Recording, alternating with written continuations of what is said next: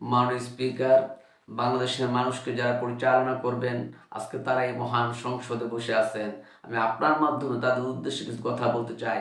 জবাবদিহিমূলক সরকার, কল্যাণমূলক সরকার ও সুস্থ প্রশাসন, এই বাক্যগুলি আমরা প্রায় শুনে থাকি। এই বাক্যগুলির অর্থ সরকার স্বৈরাচার নয়, বরং জনগণের কল্যাণে জনগণের নিকট দায়বদ্ধ সরকার, যা আব্রাহাম লিঙ্কনের ভাষায় by the people, for the people, of the people. মাননীয় স্পিকার, বস্তুত বর্তমান পৃথিবীতে গণতান্ত্রিক শাসন ব্যবস্থায় জবাবদিহিমূলক, কল্যাণমূলক, স্বচ্ছ প্রশাসনের কথাবার্তা যে আমরা শুনতে পাই, এর প্রথম উপস্থাপক হলেন বিশ্বনবী হযরত মুহাম্মদ রাসূলুল্লাহ সাল্লাল্লাহু আলাইহি সাল্লাম। মাননীয় স্পিকার, সাধারণত লক্ষ্য করা যায় সরকারি কর্মকর্তা কর্মচারীবৃন্দ জনগণের উপর নানাভাবে নির্যাতন শোষণ করে থাকে। সম্পদকে তছরূপ করে জনগণের খাদেম না হয়ে তারা হয়ে পড়েন জনগণের প্রভু। তারা জনগণের সম্পদকে তছরূপ করে।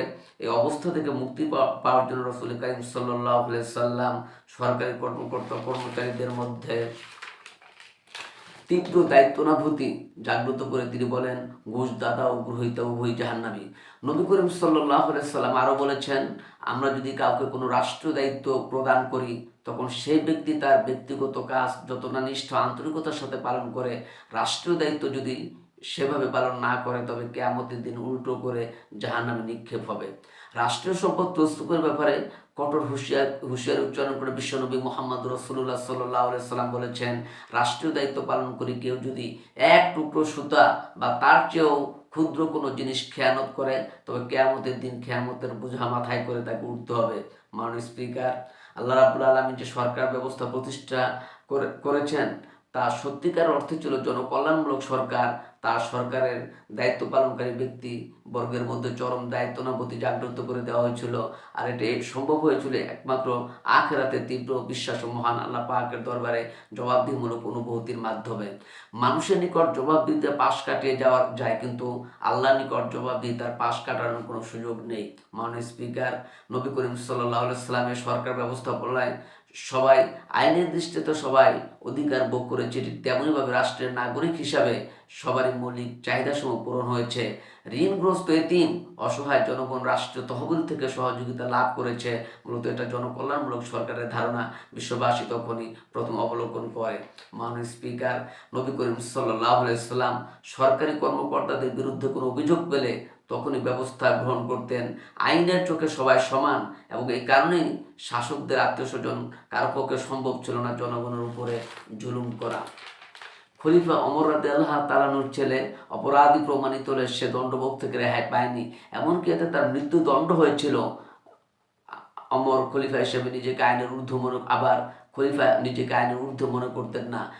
তাই বর্মচুরির ঘটনা আলী রাদিয়াল্লাহু তাআলা কাজীর দরবারে সাধারণ ফরিয়াদের মতো উপস্থিত হন।